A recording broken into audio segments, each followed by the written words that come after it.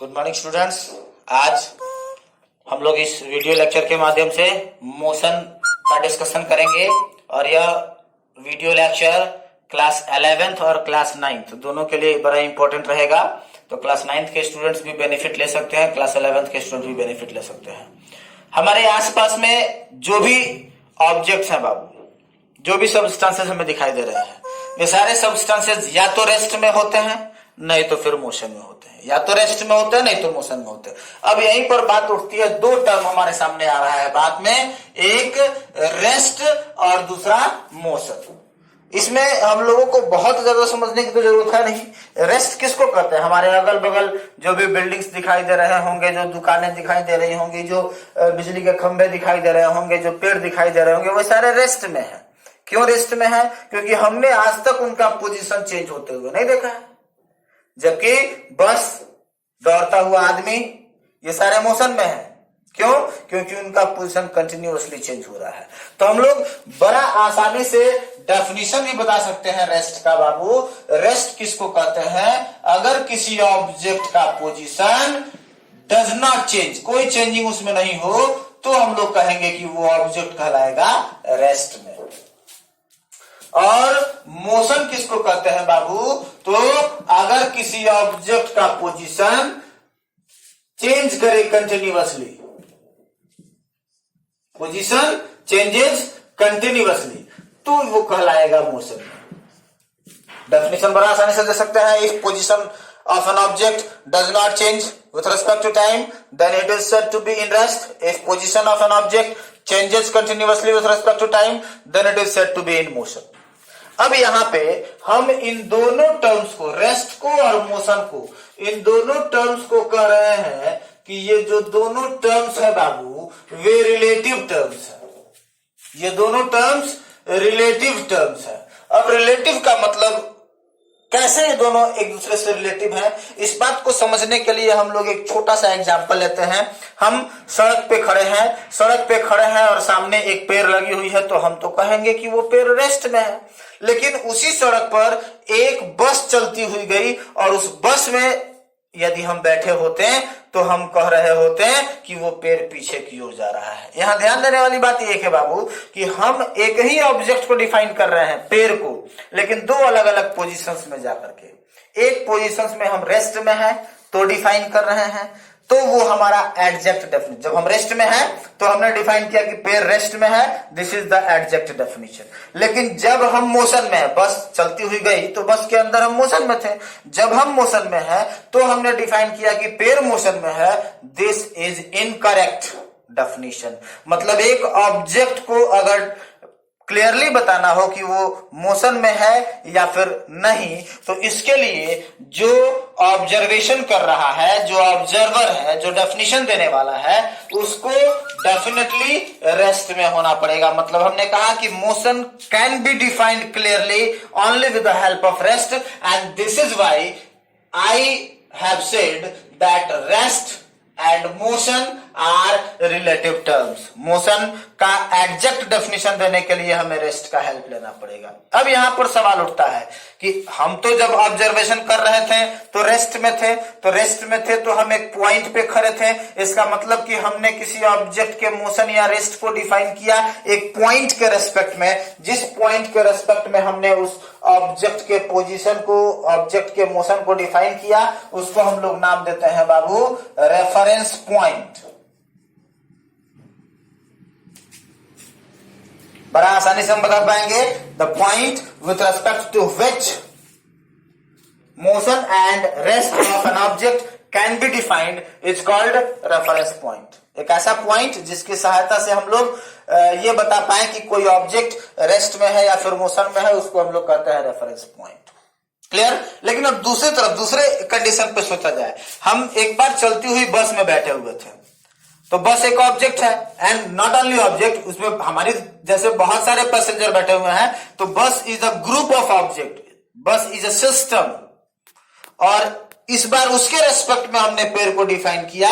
हालांकि वो डेफिनेशन शुरू में हमने कहा था कि वो डेफिनेशन करेक्ट है, लेकिन अब हम लोग कहेंगे कि वो करेक्ट इनकरेक्ट नहीं है, वो क्या है, वो रिलेटिव डेफिनेशन है। शुरू में हमने कहा था कि वो इनकरेक्ट है और अब कह रहे हैं कि नहीं, वो रिलेटिव डेफिनेशन है। ऐसे कंडीशन में बस से एक सिस्टम या एक ऑब्जेक्ट के रेफरेंस में दूसरे के रेस्ट या मोशन को डिफाइन कर रहे हैं, तो उस सिस्टम या उस ऑब्जेक्ट को हम लोग कहते हैं reference frame.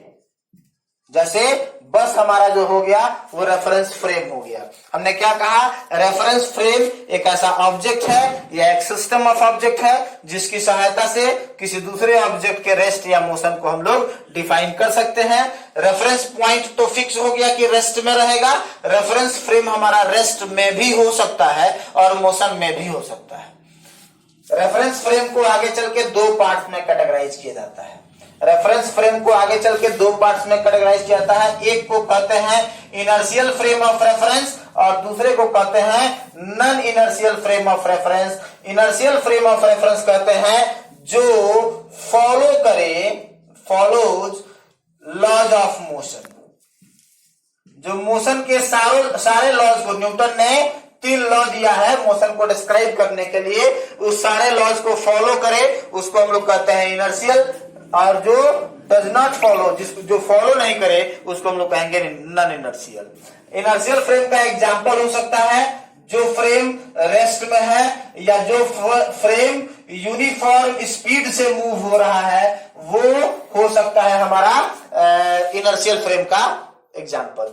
Non inertial frame का एग्जांपल जो यूनिफॉर्म एक्सेलरेशन से मूव कर रहा है और जो रोटेट कर रहा है फ्रेम, ये हो सकता है हमारा नॉन इनर्शियल फ्रेम का एग्जांपल।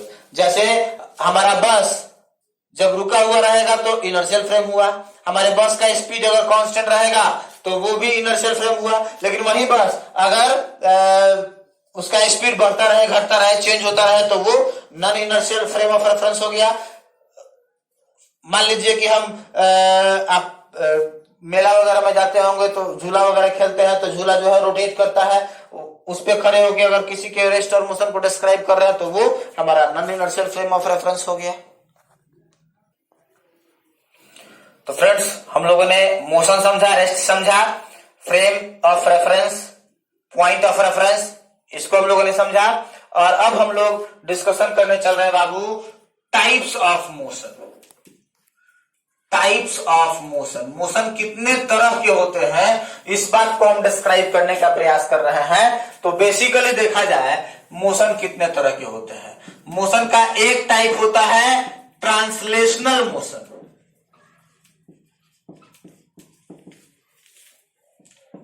हिंदी में इसको कहेंगे स्थानांतरीय गति।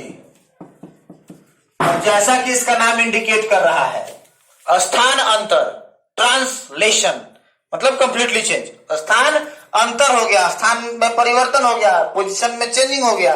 जैसे अगर एक बस चल रही है तो उसका पोजीशन बदल जाता है। अभी मान लीजिए कि किसी एक टाउन से चलना शुरू किया, 3 घंटे 2 घंटे के बाद किसी दूसरे टाउन में पहुंच गई, पोजीशन चेंज हो गया, वो है ट्रांसलेशनल मोशन में।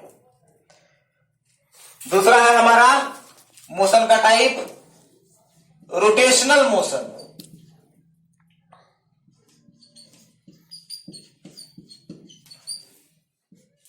इसमें क्या होता है, तो इसमें जो होता है ऑब्जेक्ट के पोजीशन में कोई चेंजिंग नहीं होता है। इसमें ऑब्जेक्ट के पोजीशन में कोई चेंजिंग नहीं होता है। ऑब्जेक्ट अपने पोजीशन पर ही एक फिक्स्ड एक्सिस के चारों ओर घूमता रहता है। जैसे आपके घर के छतों पर पंखा लटक रहा है, उसका जब भी मोशन होता है तो रोटेशनल मोशन होता है। तीसरा टाइप हमारा मोशन का हो सकता है ऑस्किलेटरी और वाइब्रेटरी मोशन। अब इसमें क्या होता है, इसमें भी ऑब्जेक्ट का पोजीशन चेंज नहीं होता है। इसमें ऑब्जेक्ट अपने पोजीशन पर आगे पीछे या फिर ऊपर नीचे कंटिन्यूअसली मूव करता है। जैसे आप बात कर सकते हैं झूला की, बात कर सकते हैं पेंडुलम की, ये सारे ऑस्किलेटरी मोशन में है।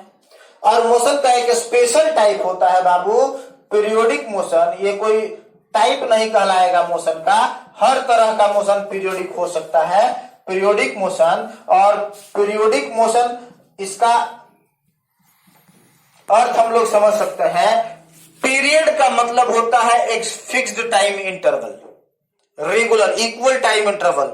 तो वैसा मोशन जो इक्वल टाइम इंटरवल, पीरियड का मतलब होता है इक्वल टाइम इंटरवल, तो वैसा मोशन जो इक्वल टाइम इंटरवल के बाद अपने आप को रिपीट करता हो। जैसे बात करें हम लोग तो हमारे घड़ी की सुइयां, हमारा अर्थ, जैसे अर्थ सन के चारों ओर रिवॉल्व करता है 365 डेज में, फिर 365 डेज के बाद उसका रिपीटेशन होता है।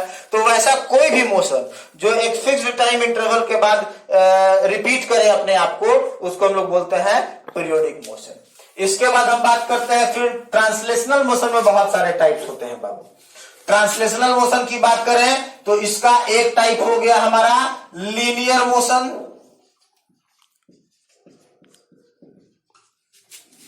इसका दूसरा टाइप हो गया हमारा सर्कुलर मोशन, और इसका तीसरा टाइप हो गया हमारा इरेगुलर या रैंडम मोशन।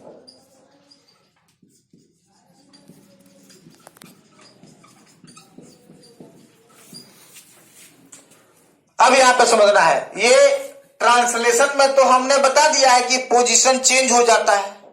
अगर वो चेंजिंग एक लाइन में होता हो, अब लाइंस दो तरह के हो सकते हैं, स्ट्रेट लाइन या फिर कर्व लाइन। अगर यह चेंजिंग लाइन के अलोंग होता हो तो वो लीनियर मोशन है। अगर वो चेंजिंग सर्कल के अलोंग होता हो तो वो सर्कुलर मोशन है।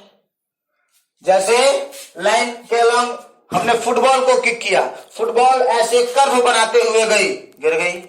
हमने बुलेट फायर किया, बिल्कुल स्ट्रेट लाइन में गई। ये स्ट्रेट लाइन और कर्व लाइन दो तरह के लाइंस हो सकते हैं, दोनों को लीनियर मोशन कहते हैं। आगे चल के हम लोग इसको भी दो पार्ट में बांट सकते हैं बाबू। अगर स्ट्रेट लाइन में मोशन हो रहा है तो उसको हम लोग कहते हैं रेक्टिलिनियर मोशन, और अगर हमारा कर्व लाइन में मोशन हो रहा है तो उसको हम लोग कहते हैं कर्विलिनियर मोशन। जैसे अभी हमने फुटबॉल को किक करने वाला एग्जांपल लिया, तो फुटबॉल को हमने किक किया, वो कर्व बनाते हुए गई, तो कर्विलिनियर मोशन का एग्जांपल। बुलेट को हमने फायर किया, बुलेट एकदम स्ट्रेट लाइन में गई, वो हो गया हमारा रेक्टिलिनियर मोशन। तो ये रेक्टिलिनियर मोशन और कर्विलिनियर मोशन दोनों को मिला करके लीनियर मोशन कहते हैं।